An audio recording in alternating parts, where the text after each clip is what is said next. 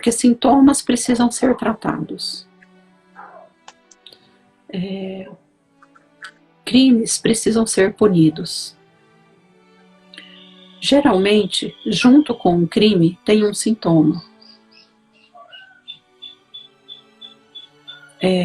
Você, na condição de filha e na condição de mãe, não pode nem tratar e nem punir. Você, na condição de mãe e de filha, precisa pedir ajuda e proteger. Graças a Deus, no aparente do aparente, a sua filha está longe dele.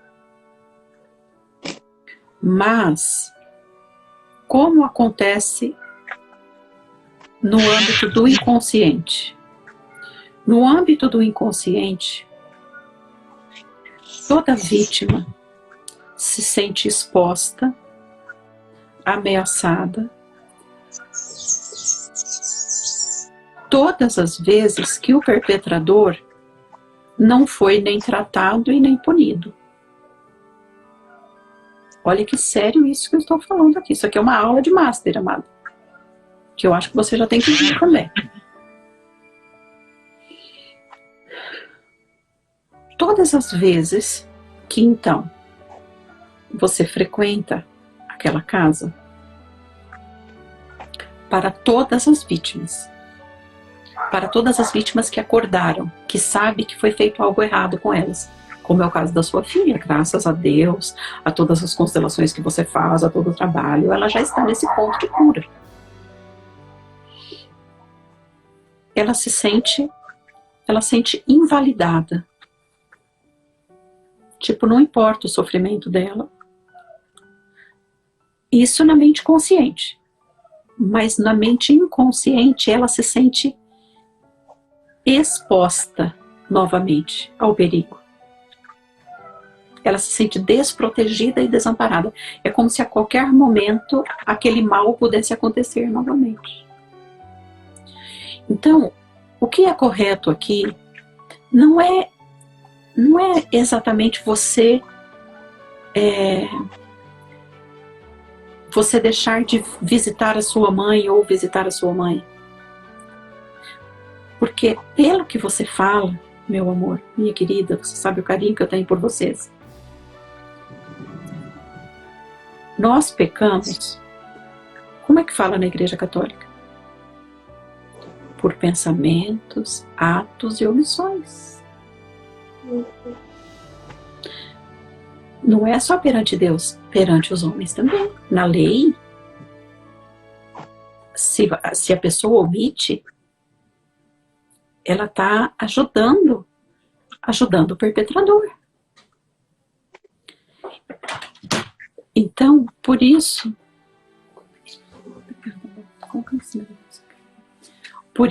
é tão importante esse movimento que você faz agora, de tristeza, de sofrimento, de perceber que tem uma dor muito grande. E que você quer ficar ao lado da sua filha, e que você precisa elaborar essa situação, porque essa é uma situação que não está elaborada ainda. E veja, como que ela não está elaborada ainda? Ela não está elaborada do ponto de vista factual, do ponto de vista humano. Porque do ponto de vista terapêutico, você está se tratando tanto e está tão bem que você consegue vir a público e pedir ajuda. Entendeu? Isso é lindo, isso é sinal de que você realmente tem se dedicado muito e que você tem obtido muita cura. Então, quando sua filha chora, quando sua filha está distante, quando sua filha não quer falar com você, quando ela está deprimida, quando você se interessa por ela, é sinal de que vocês realmente estão constelando e estão se curando. Então, o que você precisa fazer agora são atitudes mais práticas, mais objetivas. vai no Ministério Público, vai nos direitos humanos. E talvez ainda, meu amor, aí vem um ponto importante. É você tratar em si o papel da sua mãe em você. Talvez isso que seja a coisa mais difícil, mais difícil. Talvez a coisa mais difícil não seja visitar a cada 2 meses, ou não visitar, mas a coisa talvez mais difícil seja admitir lá no coração que tanto ele quanto ela perderam o pátrio poder, espiritualmente falando. Do ponto de vista dos homens, né, eles continuam sendo seus pais e tudo bem. Mas do ponto de vista espiritual, eles romperam com Deus, com o que é de mais sagrado. Deus não escuta as preces deles, você entende? Tipo assim, a gente fala assim que Deus escuta a prece dos pais, né? Dos pais em relação aos filhos. Eles não têm mais esse poder, entendeu? Mesmo que eles, digamos, eles pedem muito em função de um filho que sofre. Eles perderam esse vínculo espiritual. Porque eles atentaram contra o que há de mais sagrado, que é a corporalidade. A corporalidade, a sexualidade. Eu sei, todas as pessoas têm as suas razões. A gente não está falando mal deles. Mas a gente está tratando você. Não são eles que são os nossos pacientes aqui. E claro que eles devem ter a justa razão pelas quais eles fazem o que fazem. Uma das coisas que a gente sabe é que pessoas, anota isso no seu tablet, assim na sua cabeça, pessoas que passam, pessoas que têm uma vida, um corpo físico não planejado, não desejado, cujos pais também tiveram suas vidas, suas existências não desejadas e não planejadas. Elas podem carregar isso, elas podem expressar essa dor como um desejo intenso de sexualidade. De querer ter relação sexual todo dia, de querer ter relação sexual com todo mundo, ou de querer ter relação sexual com, enfim, outras doenças, outros sintomas, outras coisas, com animais, com criança, com pessoas mortas, enfim. A maioria das disfunções da sexualidade tem a ver com a minha vida não foi desejada. Eu não fui nem planejado e nem desejado. Eu fui tipo um estorvo. Só não me abortou porque não conseguiu. Só não me matou porque também não conseguiu. Porque eu levava cada surra do pai e da mãe que quase morria. Enfim, todas essas situações de violência sutis, de rejeição, absolutas ou abstratas, elas podem determinar disfunções da sexualidade. Tanto para o exagero, quanto para o não interessa, não quero saber, não sinto nada, por mim nem tinha genitália. Tanto o exagero para mais quanto o exagero para menos demonstra geralmente que a pessoa não foi desejada, não foi planejada e sofreu outros tipos de violência, de negligências na infância, ou de agressão física, ou de tudo mais. Tá? Então, nós não estamos julgando essas pessoas. Nós não estamos julgando. Nós não estamos. Quem somos nós para julgar? Mas aqui na condição de terapeuta, o meu lugar de escuta para você é o lugar de dizer a você, como vítima que foi. Desde a primeira vez que o seu genitor abusou de alguém, ele perdeu o pátrio poder sobre você. Então isso pode ter acontecido antes de você ter nascido. Isso pode ter acontecido até mesmo antes dele ter casado. Entendeu? E a sua, vou chamar de mãe, mas enfim, a sua genitora, ela também perdeu o pátrio poder. em relação a você, espiritualmente falando, da primeira vez que ela percebeu e se omitiu. Ou seja, pode ter sido antes de você nascer. Então talvez essa seja a sua maior dor. Não é a dor de não poder visitar a sua mãe, mas é a dor de saber que a sua inocência nunca foi protegida. A não ser por Deus, pelo anjo da guarda, ou talvez outros adultos que respeitavam você, que te amparavam.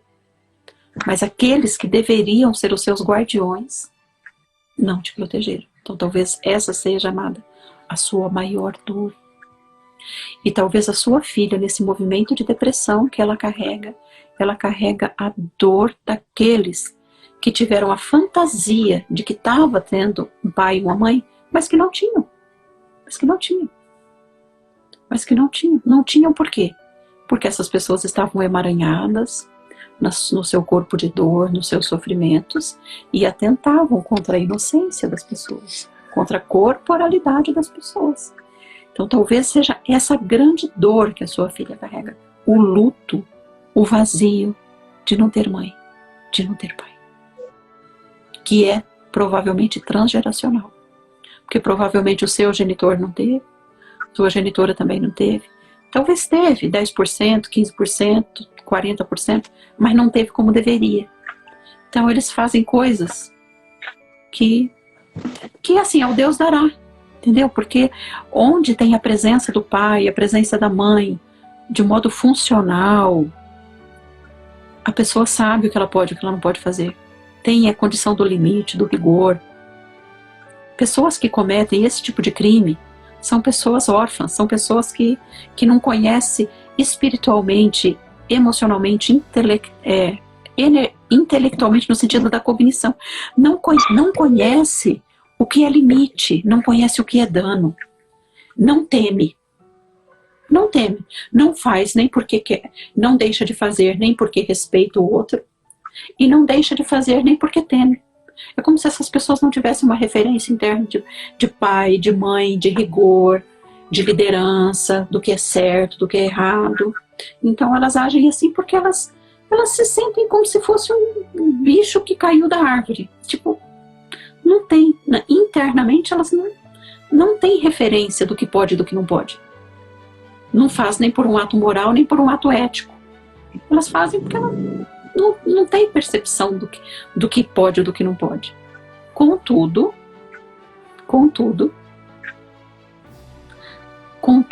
isso não tira da vítima o direito de ser justificada, de cujo dano precisa ser reparado e cujo sofrimento precisa ser tratado. Então, lá no Ministério Público, lá nos direitos humanos, você vai dar esse passo decisivo em direção à sua cura. A cura do seu sistema, a cura da sua filha. Depois, lá na mentoria, a gente vai dar passos clínicos em direção a tratar. E olha como você fica melhor. Você parou de chorar, viu, querido? A verdade vos libertará. Por que você estava chorando antes? Você estava numa ilusão. Ai, não vou poder visitar minha mãe. Olha como você fica melhor agora. Nem tem. Ah, tem, claro, tem uma senhora que te entregou a vida, que cuidou de um certo jeito que conseguia, mas que não foi de verdade não foi. Ô, linda, então eu também não fui em relação à minha filha. Não sei, pode ser, mas eu não olharia desse modo. Porque, olha, quando você soube, você se posicionou absolutamente como mãe. Então eu vejo em você atos que demonstram claramente que você é mãe, que você a trata como filha.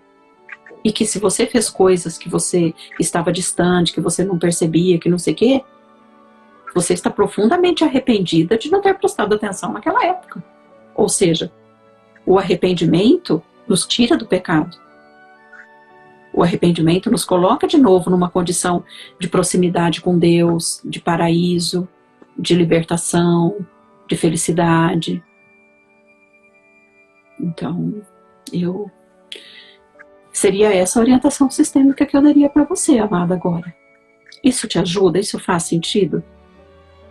Faz muito sentido, porque o que, sabe, esses dias todos assim, eu falei, meu Deus, agora eu entendi, eu vou parar, né? Não, vou rezar pelos meus pais, tudo bem, eu sei, foram meus pais do jeito que foram, mas são. Mas o que mais me eu ficar como só sendo genitora da minha filha, sabe? Isso não é. Então agora eu estou entendendo, é um passo de cada vez, né? Acho que ainda eu consigo fazer com que ela, daqui a um tempo, volte a falar comigo, né? E eu continuar sendo a verdadeira mãe dela, que